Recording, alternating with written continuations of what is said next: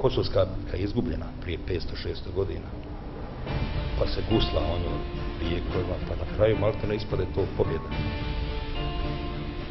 A mi, recimo, da učimo našu djecu o Banjalučkoj bitci, boju pod Banja Lukom, koji je bio veći u angažovanoj sili od Kosovske bitke.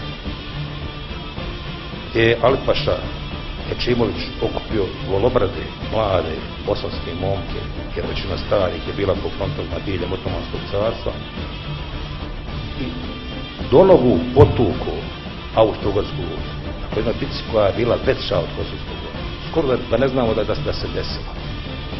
Ili pak bitka za Vlaščić, ovo kad smo uzeli Vlaščić pa stavili onu veliku zastavu gore, koja je zavijorila. 7 noći su išli. Dakle, nisu kao na Igmanu, partizani da su bježali od Nijemaca. Su išli prema neprijateljskim linijama. Noćili na snijegu. Iskoristili snijeg koji je bilo metar, koji je pokrio minska polja. Obradovali se kad su ugledali neprijateljske tamo linije. I naravno savladali ih u jednom danu.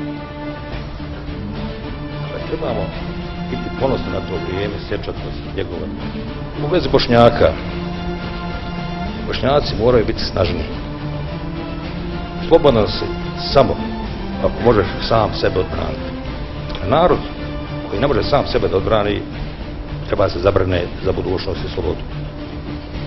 Mi u ovome času, naravno, imamo oružane snage, imamo različite agencije koje brane teritorijalni integritet ove zemlje, to je zajedničko, nedovoljno jako, dvije susjedne zemlje se naoružavaju.